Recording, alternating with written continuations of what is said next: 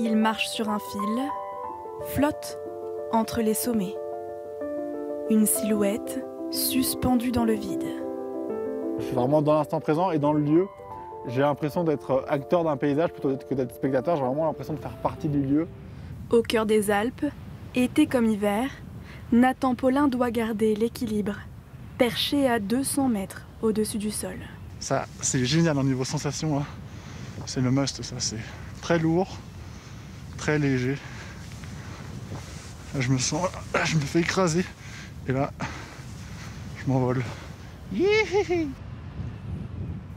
Le vol vertigineux d'un oiseau unique en son genre, un funambule. Pour en arriver là, il s'entraîne chez lui tous les jours. Ça me permet de rester en forme, de garder les sensations. Avant une traversée un peu longue, je peux faire des allers-retours pendant plusieurs heures. Il faut réussir à avancer sur une sangle de 3 cm de large. Il faut regarder droit devant soi, on fixe un point, on va vraiment se tenir bien droit. Et après, entre guillemets, simplement marcher. Sa ligne, il l'installe aux 4 coins de la planète, dans des lieux exceptionnels. De la Tour Eiffel à Rio de Janeiro, en passant par le Mont Saint-Michel. 2 km de traversée, record mondial. Mais son terrain de jeu favori reste ces massifs alpins, lieu d'inspiration. Je fais ça assez souvent. C'est aussi une manière de se ressourcer, de passer des moments dans les montagnes que je connais un petit peu par cœur, mais j'y retourne tout le temps. Car il les gravit depuis son enfance. La Haute-Savoie, ses vues étourdissantes. Aujourd'hui, moi, je me suis assez habitué à cet environnement qui est le vide. Et oui, c'est là que je me sens bien, c'est mon moyen d'expression. Son sport comme expression, tel un artiste, il soigne ses tableaux. La lumière, toi, t'as le soleil qui est comme ça.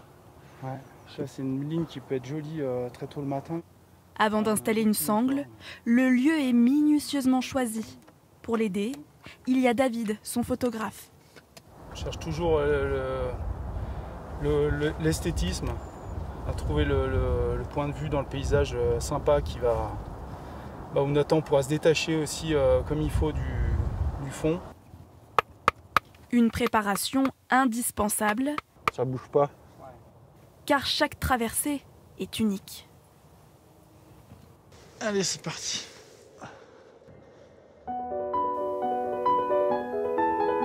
Au sommet du massif, à 1600 mètres d'altitude, la magie opère. Nathan Paulin gravite. J'ai besoin de mettre tous mes sens en éveil et ça va me faire vivre des sensations différentes en fonction des lieux. Il est juste la ponctuation, le trait d'union en fait, qui vient juste se poser là et on repart comme si on n'était pas venu en fait. Des exploits suivis de près par sa première spectatrice. Coucou maman, ça va? Sa maman. C'est chez lui, dans son village d'enfance, qu'il a installé sa première sangle.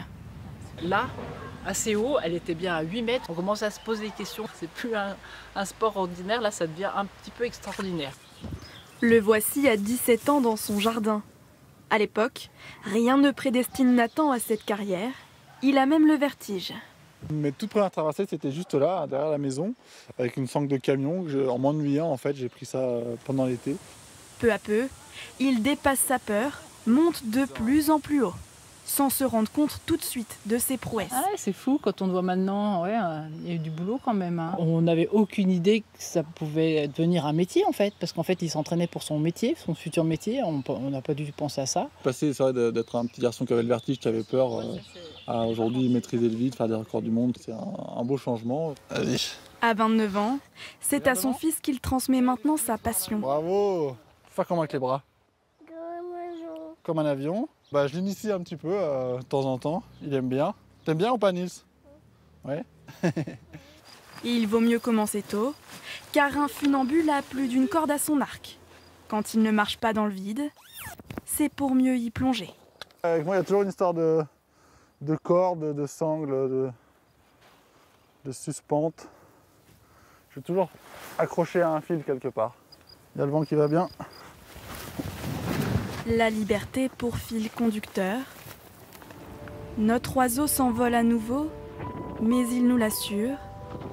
Nous le reverrons, à condition de lever les yeux.